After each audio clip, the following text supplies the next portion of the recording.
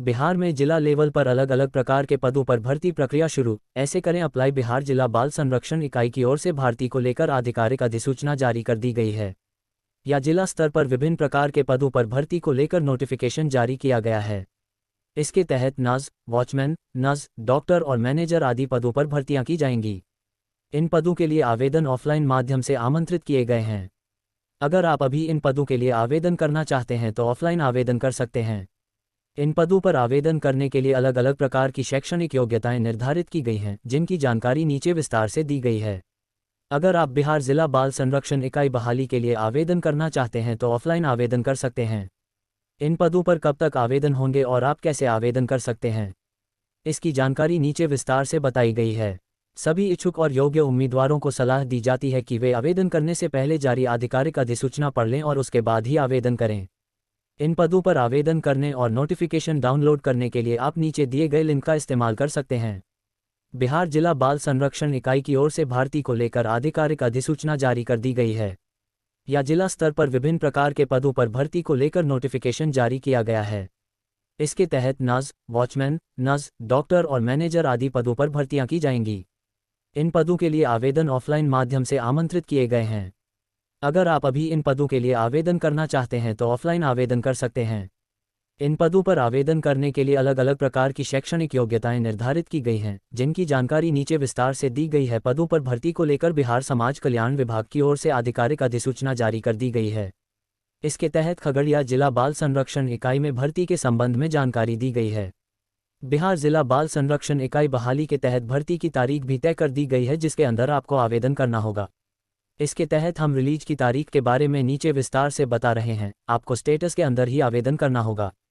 जिला बाल संरक्षण इकाई के द्वारा निकाली गई अधिसूचना के अनुसार यह भर्ती खगड़िया जिले के बाल सुरक्षा इकाई के तहत कराई जा रही है। इसके तहत नर्स, डॉक्टर, आया, मैनेजर और चौकीदार के साथ साथ अन्य पदों की भर्ती की जा रही है। बिहार जिला बाल संरक्षण इकाई बहाली की जानकारी नीचे विस्तार से बताई गई है। अगर अभी इन पदों पर भर्ती होना चाहते हैं तो आपको ये जानकारी जरूर पता होना चाहिए कि कौन सी पदों पर कितनी भर्ती निकाली गई है। इसके तहत विभिन्न प्रकार के पदों पर भर्ती निकाली गई है, जिसकी जानकारी नीचे विस्तार से बताई गई है।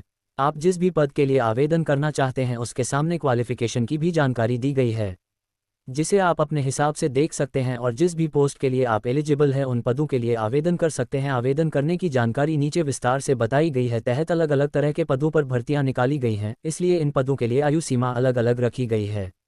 अगर आप इसके तहत किसी पद के लिए आवेदन करना चाहते हैं तो आयु सीमा से जुड़ी जानकारी जरूर पढ़ें। इसके अंतर्गत किस पद के लिए कौन सी आयु सीमा रखी गई है, इसकी विस्तृत जानकारी नीचे दी गई है।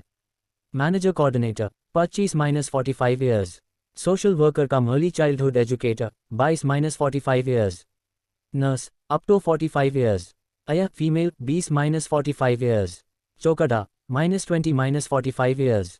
बिहार जिला बाल संरक्षण इकाई बहाली 2023 आवेदन प्रक्रिया।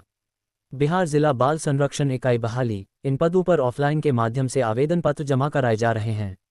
अगर आप इन पदों पर आवेदन करना चाहते हैं तो सबसे पहले आपको इसके द्वारा जारी की गई आवेदन पत्र को डाउनलोड करना होगा।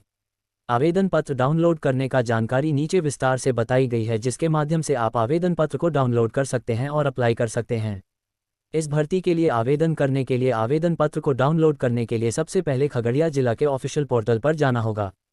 होम पेज पर दिए गए नोटिस के विकल्प पर क्लिक करके रिक्रूटमेंट के विकल्प पर क्लिक करना होगा। अब आपके सामने इस भर्ती की सभी जानकारी सामने आएगी, जिसके द्वारा दी गई ऑफिशियल नोटिफिकेशन को डाउनलोड करेंगे। नोटिफिकेशन में सभी जानकारी दी गई है, जिसको आप पढ़कर समझ लेंगे और उसके बाद नोटिफिकेशन के नीचे ही आपको एप्लीकेशन फॉर्म मिलेगा, जिससे आप प्रिंट करके उसे भर के आपको आवेदन करना होगा।